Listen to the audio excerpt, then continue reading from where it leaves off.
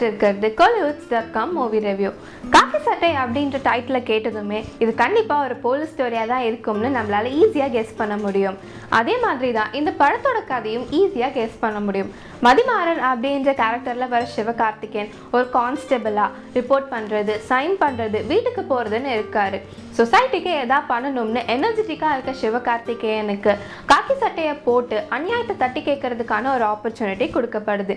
இந்த அதிகாரத்தை வச்சு அப்பாவி மக்கள் கிட்ட இருந்து ஆர்கன்ஸ் வாங்கி ட்ரேட் பண்றவங்கள அவர் எப்படி கண்டுபிடிக்கிறாரு, அவங்கள முறியடிக்கிறாரா இல்லையா அப்படின்றது தான் காக்கி சட்டை படத்தோட ஃபுல் ஸ்ட்ரீம்ல வர ஸ்டோரி.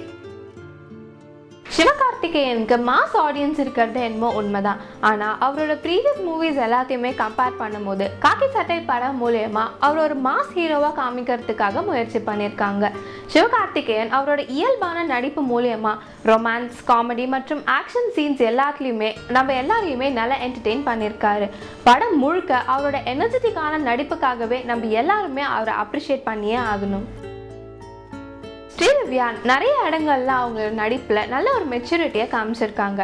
ஸ்பெஷலாக சொல்லணும்னா டான்ஸ் பர்ஃபார்மன்ஸஸில் சிவகார்த்திகேயனை விட நல்லாவே டான்ஸ் ஆடியிருக்காங்க ஸ்ரீதிவ்யா.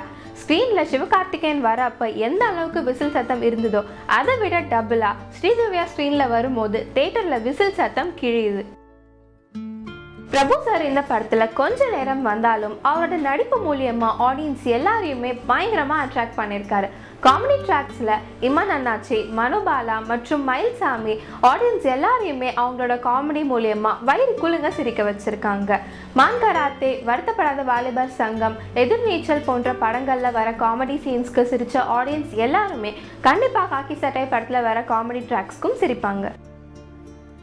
சுகுமார் அவரோட சினிமோட்டோகிராஃபிக்காக யூரோப்பியன் கண்ட்ரீஸ்ல வர சாங் சீக்வன்ஸ்ல அவர் வச்சிருக்க ஃப்ரேம்ஸ் மூலமா நிறைய அப்ரிசியேஷன்ஸை வாங்கியிருக்காரு.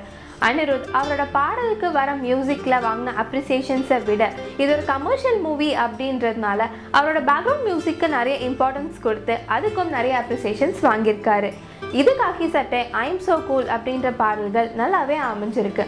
அனிருத் ஒன்ஸ் அகெயின் அவரோட மியூசிக்ல ஜெயிச்சிருக்காரு. முக்கியமாக எடிட்டர் நூர் ரிஸ்வானை பற்றி சொல்லியே ஆகணும்.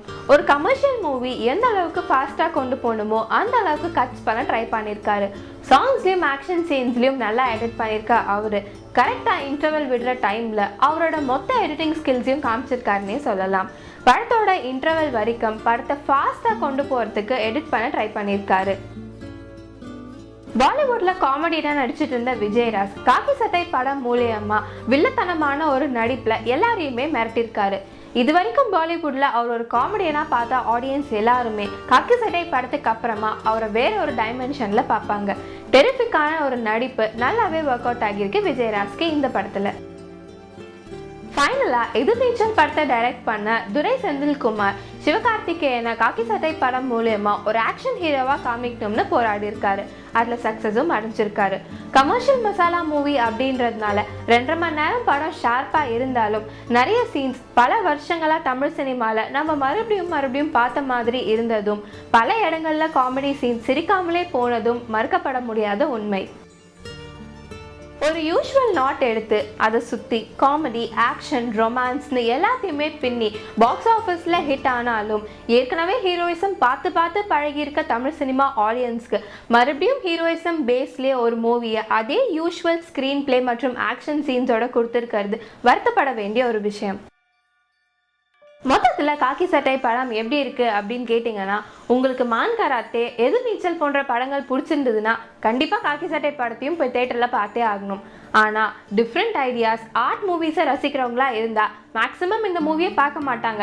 இருந்தாலும் ஜஸ்ட் ஒரு 1 டைம் போய் பார்த்துட்டு வரலாமே அப்படின்ற மாதிரி ஒரு நார்மல் மூவியாக தான் அமைஞ்சிருக்கு காக்கி சட்டை. மீண்டும் அடுத்த Kollywood.com மூவி ரிவ்யூவில் சந்திக்கும் வரை நன்றி, வணக்கம்.